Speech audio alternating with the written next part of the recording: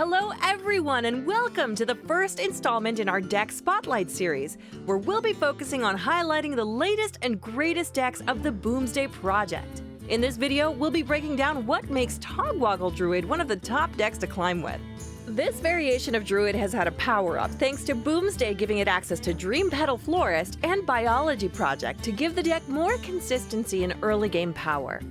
The deck has already seen some high legend success right out the gates, with Meaty peaking at rank 26 legend and Tyler peaking at rank 3 legend with slightly different versions of the archetype. So why Togwaggle and why now? Let's take a closer look at what makes the deck tick and what makes it a strong choice for ladder right now. The main win condition and plan A of the deck is to set up your hand so that the only minions you're holding are King Togwaggle, Azalina Soul Thief, and Dream Petal Florist. This guarantees a reduction of 7 mana on either Togwaggle or Azalina. What this allows you to do is to play King Togwaggle to swap decks after you've drawn through your own deck, which means that you're closer to fatigue than your opponent. After you steal your opponent's deck and put the ransom card in your opponent's hand, you play Azalina to make a copy of the ransom, so when they change the decks back, you'll have the final say with the ability to swap one last time. This effectively locks them out of the game, and if things are going according to plan, we'll have him die to fatigue. The main win condition of drawing through the deck quickly and fatiguing your opponent with a Togwaggle-Azalina combo is exceptionally effective versus control, since they can't pressure you very well, so you'll win those matchups in that way most of the time.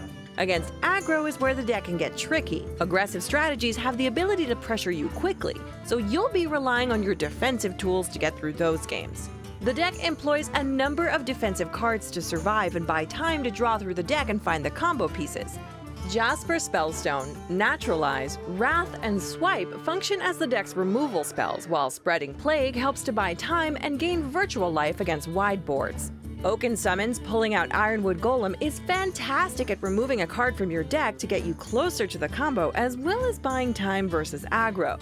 Ferocious Howl and Branching Paths work double duty as flexible armor gain options that also draw cards. Malfurion the Pestilent and Ultimate Infestation round out the defensive tools that the deck employs. Most of the cards in the deck work double duty in some way or another. Instead of being only good versus aggro or only good versus control, many cards are good versus multiple matchups, and the flexibility in each card is part of what makes this deck so strong.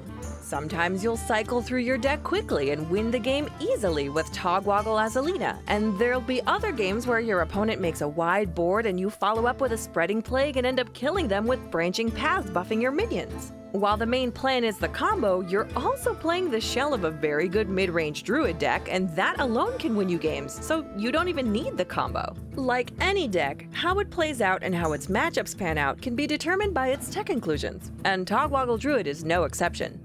There are different ways to build the deck, with some players opting for a more defensive approach with Oaken Summons and Ironwood Golem, and others leaning toward more card draw.